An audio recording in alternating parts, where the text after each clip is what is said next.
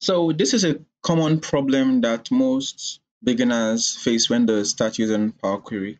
For example, we have these details about daily sales for different products, and now we have the unit sold and the unit price. Then we have the total sales. But for some reason, we are not confident of the amount we have for the total sales here. We just want to be sure to make sure that everything is correct. So what I would normally do when I started using Power Query and what I see most people doing is that you can just come to unit sold and price unit. Then up next, you just want to multiply these two columns, right? It gives you a new column called multiplication. We can rename this later. And up next, the goal is to find the products where the total sales doesn't tally. So up next, you want to add another column again. You want to use conditional column. So here we want to see where the total sales is equal to let's select a column. Here we're going to be using multiplication since that's the result we have. So if total sales is equal to multiplication, that's the result we just got. We'll say 1. So that means it's correct. If it's not equal to that, we'll say this is 0 and click on OK. So this adds another column for us.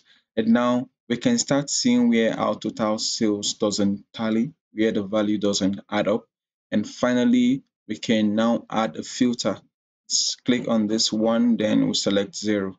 And now we see the sales where the total sales was wrong. We can extract this data and send it to the sales team or the product team to work with it. So imagine if we have like millions of records. So this is going to take some time to run, and it's also going to add some load to the data refresh. And you don't want that to happen. So one way to do this is to always use the inbuilt functions that are there. You don't need to be adding columns. Adding columns to clean and select or filter your data is not very efficient.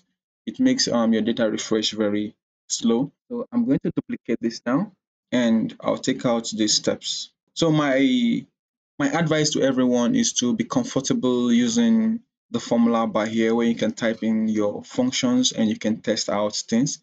We know that if you want to select rows, you use the table select rows function. This allows you to select the rows that you want to use. And up next, here you have a condition where you have to pass in the condition. Which condition should we use to select the rows? So here, usually we start our condition with what each. And up next, we know we want to multiply the unit sold. We know we want to multiply it to the price per unit. We're using the square brackets to indicate that this is a column. So if we multiply these two columns, we want to select where they are not equal to what the total sales. And let's see, yeah. So this should work fine and as expected. You see, in a simple step, we've been able to implement the same strategy. We've been able to select those rows without having to add extra 4 or 5 steps. So sometimes I just come here to rename this and just select rows. And for other cases, which is not really, which I rarely use this, you can add other information where if you go to the advanced editor, you can see all the steps you've applied. And I believe you can come here and say, select rows with wrong totals. So this helps you to know what you did here in case you're back here in the future and you're a bit lost. Now, if you come here, you can see that little information we just added. It's very helpful and very useful just in case you want to get back to, okay, what did I do here? Why did I do this? So comments like this are very helpful and useful. So that's just it. You should avoid adding columns. Let's compare the two. This is one right here where we have like two extra columns before getting to the final destination. And finally here we have this. And the disadvantage of using the first approach is that by the time you select these rows, you now realize that you have to add another extra step where you are removing these columns. So if you're in a situation like this, most times you find out that there's always a better and efficient way to select your rows without adding columns.